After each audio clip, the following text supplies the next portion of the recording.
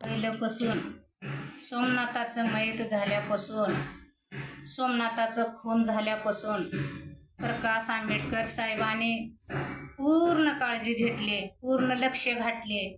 स्वतः त्याने पोट घालून कोर्टामध्ये स्वतः लढले आंबेडकर साहेब.